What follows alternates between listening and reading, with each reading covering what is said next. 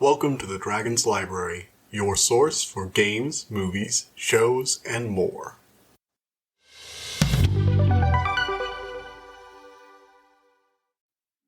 Hello! Welcome back to the Dragon's Library. Today we're going to be talking about Hawkeye, or the first 3 episodes of it anyway. So for those of you who don't know, this is a new Disney Plus series coming out right now, and it's about Hawkeye and apparently his successor, apprentice, whatever, Kate Bishop. So, first thoughts. It's alright. It's pretty good. I think the Christmas theme is going to date it. So, for those of you who don't know, this is basically a series of Hawkeye after, all this takes place after Endgame. Tony Stark's dead, Black Widow's dead, Hawkeye's working up about Black Widow's death. He's trying to find a vacation with his family who have recently been snapped back into existence. They're going to some Broadway shows and hanging out in New York. Meanwhile, Kate Bishop, the daughter of a rich security firm, her mother runs a security firm. She had kind of a tragic backstory. She was in New York during the Battle of New York in 2012. And she lost her father in that. Her mother's remarrying. Stuff starts happening at the gala she throws. And she gets caught up in the sale of Hawkeye's old Ronin stuff from when he was... You know how at the beginning of Endgame he was like that rogue element away from the Avengers, killing criminals? Well, he did that under the Ronin identity and ninja mask with a retractable sword blade thing. So, basically, his stuff's getting auctioned off. They fished it out of Avengers Tower, and everyone just assumes Ronin is gone or dead or whatever. But then Kate Bishop intercepts some kind of, criminal activity, inside of criminal activity, where a group of thugs break in and try and steal a watch during the whole thing. And she ends up escaping the Ronin outfit, is caught on camera. Her, the guy who was trying to buy the suit ends up dead. He was a friend of her mother's who was doing shady stuff with her. Her stepfather stole the sword and might be involved. Cue plot. All in all, it's fun. It's interesting. The one thing I'm not so sure about, so this is clearly what Disney is advertising, their Christmas special of sorts. There's a lot of Christmas music in the background. The whole, vibe of the thing is screaming Christmas, Christmas, Christmas everywhere. It's snowing, it's winter. Christmas songs are on the radio everywhere. A lot of the artwork for it, the promotional images have the targets are ornaments. There's Christmas lights weaved into everything. I'm not sure how I like that. I don't really like it when shows like this, especially part of larger franchises, try and date themselves to a Christmas time theme. Fine, I do miss holiday specials as much as the last person, but I feel like if you ever try to do a sequel to Hawkeye, if they ever try and do another season of this is going to date the rest of the series. So, you can't always set it at Christmas, first of all. That's just not practical. So, if you ever decide to oh wow, this did really well, let's make a season 2. Oh, right, every time you have to watch the season 1, you have to watch it as a pseudo-Christmas schedule, and you might be watching this in the middle of July. I just think Christmas specials date themselves very heavily, and it's one thing to have a single episode. It's like the Animaniacs had the Halloween episode with Pennywise. That's fine. But I feel like time dating an entire series to a holiday like this isn't the best move. Series don't really work well when you try and tie the whole thing to a holiday, in my opinion. Again, that's just a personal opinion of mine. The overall quality of the show is not lacking as a result of that. I will say it's probably the most down-to-earth we've gotten with one of these shows. There are basically no superpowers on display so far. It's just crime lords and Hawkeye and, girl who's a rich girl who wants to be his apprentice. And gets caught up in all this nonsense. Let's see what else. I will say both the actors are doing a great job. Hawkeye comes across as just tired of the whole thing, which, yeah, he should be very tired. After everything he's been through, he deserves to just take a rest, and he's rightfully annoyed that this girl putting on his outfit, his old, criminal outfit has, severely ruined his day. He was planning all this stuff with his family, and now he's constantly telling him, yeah, there's some Avengers stuff going on. I have to go deal with this nonsense. Yeah, there's Ronin in the city and all that. And of course, his family, I don't think, know he was Ronin, so he's also, playing the whole keeping it secret from the family thing, not making it for important stuff like that. And not like the other times, he doesn't really want to be there. He's super bitter. He's like, I actually had an entire Christmas planned out. But thank you for stealing that from me, Miss Bishop. That's very nice of you. Of course, Hawkeye is still an Avenger, so he's going to do what he needs to. This is kind of his fault because the Ronin identity was something he created out of his grief. So he does feel obligation to clean up this mess. He's just pissed that somebody made it, so he had to. Anyway. Meanwhile, there's a group of thugs in tracksuits. They're literally just called the tracksuits for a lot of the time. And their leader is a deaf martial artist who can mimic any fighting style she sees. She's sort of like a pseudo-taskmaster. For those of you who've either read the comics or seen Black Widow, apparently her name in the comics is Echo, Maya Lopez. She saw the former leader of the gang die, and she took over as a result. Ronin killed him. Obviously, she wants vengeance, so that's the whole thing there. It's a very interesting series. I like it so far. I can't really say where it's going to go because, again, there are just so many places you can take this right now. I do wonder if Yelena is going to get involved because, okay, for those of you who haven't seen Black Widow, at the end of that movie in the post-credits scene, Yelena is mourning the death of Scarlett Johansson's character, Black Widow, and Natasha died to bring back the Soul Stone, and her new handler or boss in whatever organization she's joined, it was the same person who was working on the super soldier stuff in Falcon the Winter Soldier. She is told her that Hawkeye is responsible. So we all figure that Yelena's going to show up in here somewhere. I mean, why else make sure that Black Widow had to come out by this date? I'm hoping that's the truth. I'm hoping that's the case. It would be interesting to see. And I do think it makes sense for Yelena to be here because this does feel like the kind of let's wrap up Hawkeye stuff and get this new girl out so we can have another archery character. I feel like this is going to be the final hurrah for Hawkeye because this feels like all his past consequences coming back to bite him. Him being Ronin, Yelena's probably going to show up and try and get vengeance for Black Widow. Kate Bishop is there, so when he dies dramatically at the end, she can probably take over for him. He might not die. Maybe he'll get a happy end with the family. He's definitely probably going to get retired by the end of this, though. They're very much trying to set up Kate Bishop as, yeah, she's the new Hawkeye. And that's what it really comes down to is, do you like Kate Bishop? And I don't know. We still have a whole series to get attached to her, and her arc really does seem to be growing up a bit. But she just comes across as annoying. Like, okay, so the opening scene with her, when we first see her, this is not really spoilers, this is like the opening shot, and she's been dared to use her arrows to ring a bell in an old, like, church or bell tower or whatever. So she goes up on the roof at night, because obviously she's at, like, a boarding school or something. And she fires an arrow out with a little softball attached, a tennis ball attached so she can try and ring the bell. And she has this whole bed of, I think it's a little dongle thing at the bottom that actually rings. I don't think it's the bell. And it's like, oh yeah, I was right. So, her friends are like, oh, that's disappointing because she hits the bell and obviously does nothing because it's a tiny little amount of force and that thing is huge. It's not going to swing it. So she's like, all right, give me a second. So she fires this little claw arrow that she kind of jury-rigged together. And as a result, she manages to ring the bell. However, apparently this is like a decorative bell or something. I don't know what the deal is because that arrow really didn't put that much force in. There's no way it rang it with that much force. Like, didn't hit the rope that hard. But it damaged the building. So the entire thing starts cracking. She starts freaking out. It cracks some more. She starts freaking out even more. And of course it caves in the roof.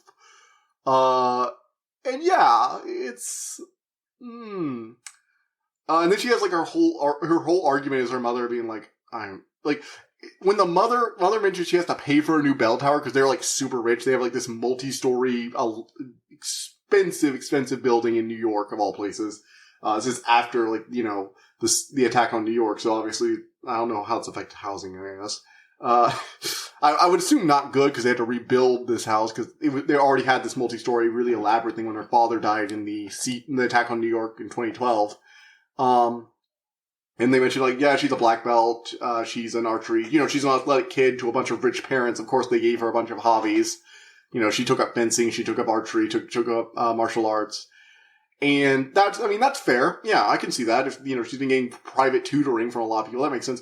But the way her mom reacts to just having to rebuild an entire clock tower, like she's like, you know what I had to do today? I had to do a clock tower rebuild. And if they say it in the same way that like a mom might be like, yeah, I had to buy some new beakers my kid dropped in her science class. It's like, like that way of saying it's like an unnecessary expense, but it's not like backbreaking. Like you get the idea that she's more annoyed her daughter broke down a bell tower than the fact that she's having to pay for a new bell tower. And Kate's reaction is just like, okay, so how are we gonna move on from here? Well, I cut off your credit card, that's for a start. It's like, and she's just like, alright, whatever. And I'm like, you collapsed a building because of a dare. Any sane parent would be screaming their head off at you. I don't care how rich you are. Building a new building, especially like it was implied to be very old, which means it was like not something you could just rebuild a new version of. It's like has historical value. So, they even called it like irreplaceable at one point. So it's like, she broke a historical building and you're acting like she got like a bad grade on a test. Like, what the hell kind of parenting? I get that they're trying to make the mom look like very distant, and she is, and she's remarrying right now. It's all very hard on her, but at the same time, I get the idea that like, Claire calls it out a few times. It's like, yeah, she's just some spoiled rich brat. Why are you guys going after her? And it's like, yeah, she is. Why are we paying attention to her? Like, she's good with a bow, don't get me wrong. Like, Hawkeye even comments like, yeah, you're actually pretty good. But it's like, she's just, I don't know. She's either very bland or I'm just not, it's not clicking with me for some reason. It's just not. I don't know. Maybe I just can't relate to it. I just don't find her that interesting right now. Maybe she'll get more depth as the series goes on. I really hope so. I will be doing further updates as we get new episodes, so that, you will hear more about this. That's about all for the non-spoiler section of the review. For those of you who want to hear more about the actual overall plot, we're going to get into that. The action is good. I actually really like the fact that they're focusing more on practical effects and hand-to-hand combat. You really get to see Hawkeye, slow-mo Hawkeye falling off stuff, firing arrows at precise moments. There's lots of nice little trick shots. You get to play around with Hawkeye's trick arrows. You get to see just the difference in scale from his usual activities with the Avengers, where they have like Iron Man's tech and money, Thor's magic stuff, Hulk backing him up. It's like, no, it's different when Hawkeye's on his own. When he and Black Widow are on their own little stuff, they get more down to earth than a lot of the other characters, especially Hawkeye compared to Black Widow, because Black Widow has a lot of tech and espionage stuff involved. That's why movies love their gadgets. But Hawkeye is just, I got my trick arrows, I got my bow, I got my fist, and that's how I'm going to work with. I take down crime lords and stuff like that. I don't go after giant floating ninja camps. God, Black Widow's ending was weirder the more I think about it. This is comic book adaptation though, so weird is the baseline to entry. I mean, the normal one is the guy who uses a bow and arrow. Ugh. Yeah, we're way past weird. The soundtrack's alright. I like how the Christmas tracks are implemented. I think that it is going to date the series. I know I keep saying that, but I just really feel like this is not going to be a series that's going to be as fun to rewatch outside of like maybe as a Christmas, maybe it's like a new Christmas series for people. I could see that coming. But I just don't think it's going to be that enjoyable as, like, a regular series to rewatch as a part of the MCU as much anymore, because I feel like the Christmas stuff is really going to date it. To be fair, they do keep it in the background a lot more, but it's just, like, it's saturated in the style of this thing. Don't get me wrong, these are some really interesting uses of Christmas stuff, like the ornaments shaped. Like, some of the promotional materials, the background I'm seeing for the show right now has Kate Bishop and him in a background of, like, a wall with all the targets, but they're ornaments, They got the little ornament thing on top of them, hook. And it's just like, okay, those are interesting. It's a nice little visual, but I don't know. Not sure why they decided Hawkeye was their Christmas character. Just a little weird to me. Alright. That's going to be all for the non-spoiler review. Moving on to spoilers. If you don't want to hear any, because you want to watch the whole series before you listen to a review about it, that's fine. Go ahead. We're moving on. So, Hawkeye. He's doing alright. He's doing alright. He reconnected with his family. I don't know why the mom's not there. I wonder if they couldn't get the actress back for this. Because she's away and Hawkeye's like just in New York with the kids. Which is a little weird, I think. No. She does have a few scenes. Yeah, she's at their house for some reason, talking on the phone. That's weird then. Like, why? Could she not be around that long? The kids aren't there that long. I don't get it. I just don't understand why she's not there. It doesn't really seem like there's a point to keeping her separate. I don't know.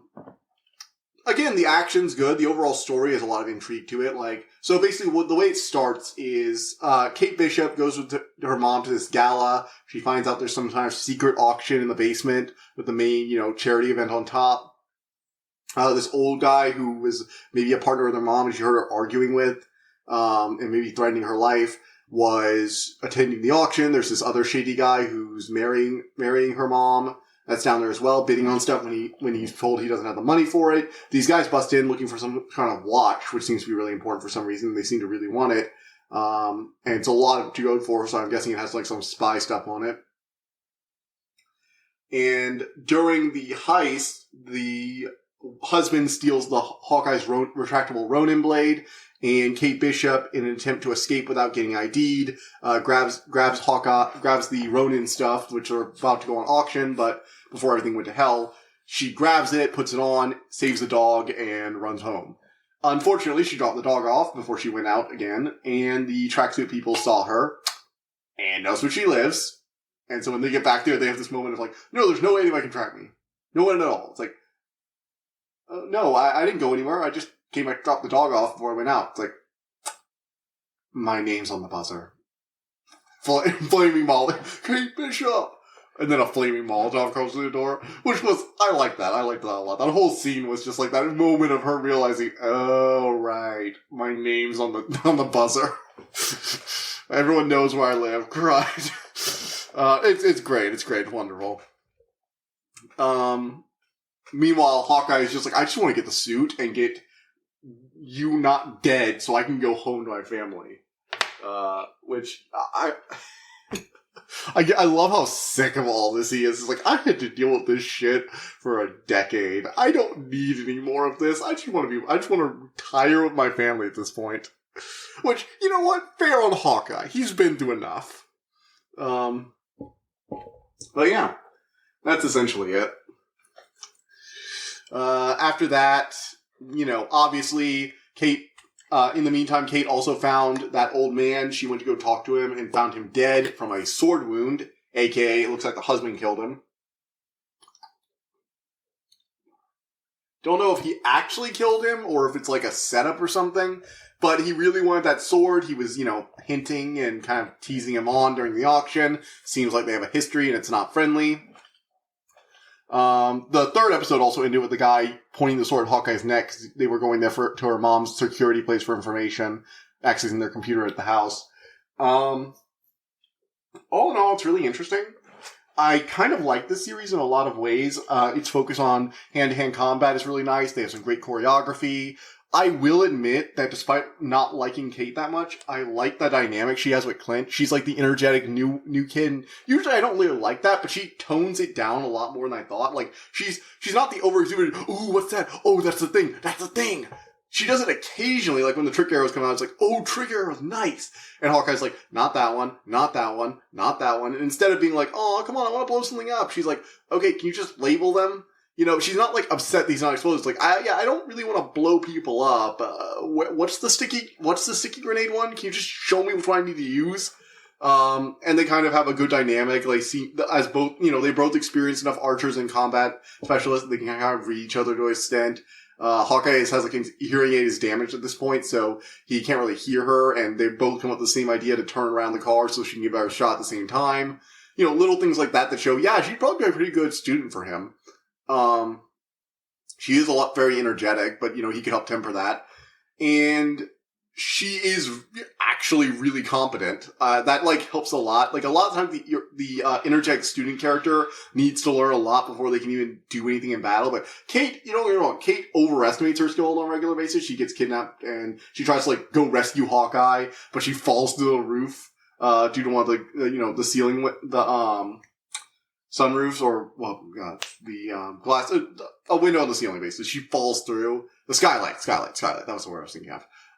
Sorry. She falls through the skylight and it's like, and I was just talking about you and you're like Candyman. No, that movie was terrible. I'm never talking about that movie. Anyway. She's competent, but just, inexperienced and overconfident enough that it's more charming than exasperating most of the time. Like, it's not overdone, which is something I do have to praise the series for. I don't really like Kate that much as a character. I'm not sure I will, but I will admit that she's not a bad character. She's fairly well written. She has a reasonable enough expectation of her skills. She's just overconfident a lot of the time and kind of a little starstruck by Hawkeye, but not to the point where it becomes weird or annoying, which It's actually a very impressive thing for a show to do. Usually when they have characters like her in shows, I get annoyed at them until they get, competent in the second half, in which case I can usually tolerate them. And I usually never really forgive them for being annoying early on. And you know what? I will say they did a good job with her. Not my cup of tea so far, but I hope she becomes a better character over time. I hope I can like her more. I think she is a well thought out character for the most part. Looking back even at the mom scolding her thing, you get the idea that she's used to her mom just like throwing money at her accidents to make them go away. And she's just kind of tired of it. There's some shady stuff going on with Maya Lopez, the tracksuit leader, who's apparently, she has some shady stuff going on. Her mom has some shady stuff going on. Kate's stepfather has a lot of shady stuff going on. It's all what's going on here. How did they get a hold of Hawkeye's Ronin stuff? Why is that other guy so obsessed with the sword? Why was Kate's mom being threatened? Does it have something to do with why her husband probably killed the old guy? It's all very, mystery thriller. Everything's gone wrong at just the wrong time, and we're kind of on the run trying to figure out what all this means and figure out who's responsible. If Yelena shows up, that will also be interesting. I wonder if her mom's involved in like that Dark Avengers project that seems to be putting together, because they were trying to get they tried to set up evil Captain America in Falcon and the Winter Soldier, and then in Black Widow they have Yelena now working for that same shady government group. Thunderbolt Ross, the general who was in the Hulk movies and also the one in the Civil War movie, is coming back for She-Hulk. And in the comics, he becomes an evil Hulk called Red Hulk. So it looking like they're setting up like Dark Avengers right now. Which, hey, that's an interesting way to take it. Plus, especially since the Avengers is a lot more divided right now with, Wanda being AWOL, Vision dead, Tony's dead, Cap's old. The Avengers are very divided and weakened, so you could have like the Dark Avengers overtaking the, replacement, especially since Spider-Man's going to get retired too. Doctor Strange isn't officially an Avenger. Their numbers have really been cut down. So, I'm guessing what's going to happen is the Dark Avengers are going to have to be opposed by, like, Young Avengers or whatever. So you'll have Yelena be the responsible older one. She'll, like, break away from the Dark Avengers project, probably. Maybe even in this show.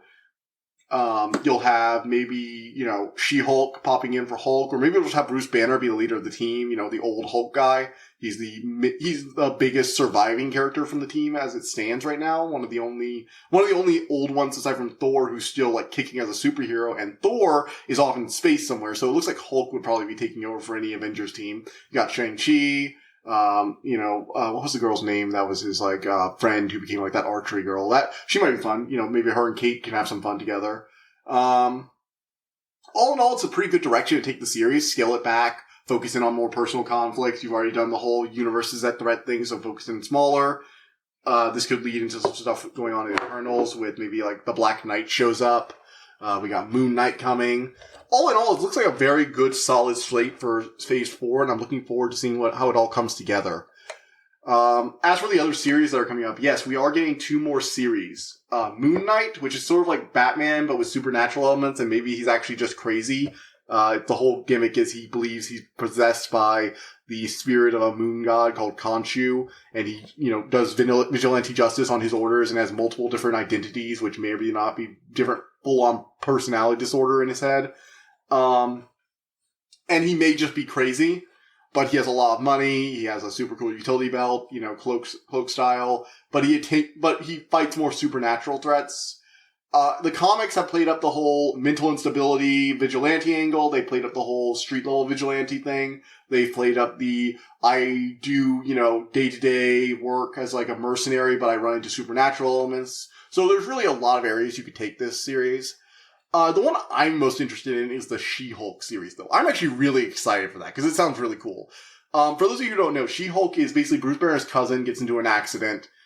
She needs a transfusion. The only one around to give her blood is Banner. Obviously, his blood mutates her into a version of the Hulk. She's not as strong as the Hulk, but she can control her form at will, and she tends to just stay as She-Hulk a lot of times because she's not as huge as Hulk is. So, she's just like a really tall, powerful woman. She retains all of her intelligence. Why wouldn't she stay constantly as like an 8 foot tall, super strong version of herself?